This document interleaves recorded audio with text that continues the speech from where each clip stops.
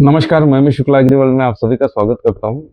आज बात करेंगे कुछ डेटा के बारे में, पल्सेस से रिलेटेड। जैसे कि मेरा मानना है कि डेटा जैसे चाहे इंपोर्ट के हों, प्रोक्योरमेंट के हों, टेंडर सेलिंग के हों या सोइंग के डेटा हों, प्रोडक्शन के डेटा हों, ये सारे कुछ टाइमली वेबसाइट पे अपडेट रहे। बहुत क्रिटिकल होता है डेटा, जो स्टेक होल्डर्स है उनको इंफॉर्मेटिव डिसीजन लेने के लिए।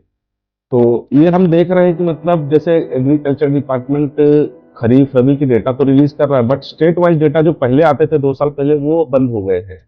तो मुझे लगता है कि state wise data, sowing data जो है काफी क्रिटिकल है, जो है स्टेक होल्डर को मार्केट डिसीजन लेने के लिए। तो ये state wise sowing data available होना चाहिए वेबसाइट पे एग्रीकल्चर डिपार्टमेंट के।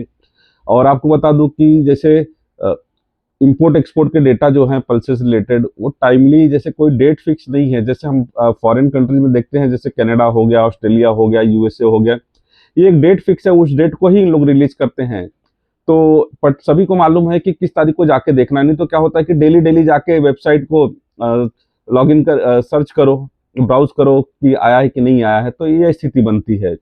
या प्रोडक्शन का डेटा है तो एक सबका शेड्यूल फिक्स रहता है। कनाडा में भी देखे, चाहे ऑस्ट्रेलिया में देखे, यूएस का देखे, इनका शेड्यूल लगभग लगभग फिक्स है। पहले से सारा शेड्यूल वेबसाइट पे अवेलेबल है। ये डेट को फला इंपोर्ट एक्सपोर्ट का डेटा निकलेगा, सोइंग का डेटा निकलेगा, सोइंग इंटेंशन का डेटा रहेगा, तो सारा कुछ अवेलेबल रहता है। तो सब मतलब तैयार रहते हैं कि तारीख को ये डेटा आएगा, तो उस अपने वो ऐड करके रखते हैं और आगे चल के उसको देखते हैं और उससे इन्फॉर्म डिसीजन लेने में मदद मिलती है।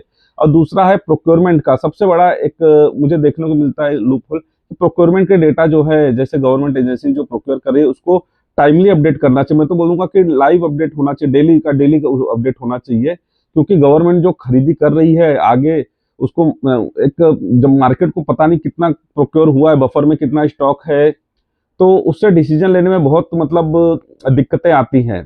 आज हमने स्टॉक, मतलब व्यापारी ने स्टॉक कर लिया और गवर्नमेंट ने मतलब अच्छा खासा प्रोक्योरमेंट करके रखा है, और 10-15 दिन बाद उन्होंने टेंडर निकाल दिया बेचने का, तो उससे मार्केट पे एक निगेटिव इम्पैक्ट जाता है। तो कम से कम अगर सही जानकारी रहेगी, सही डेटा अवेलेबल रहेगा स्टेक होल्डर्स के पास, तो इससे एक इन्फॉर्म डिसीजन लिया जा सकता है।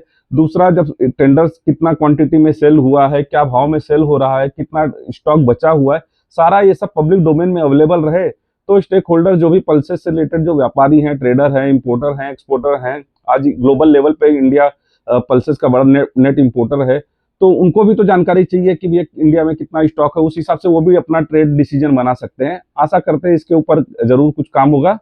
धन्यवाद। आपकी भी राय दीजिए। धन्यवाद।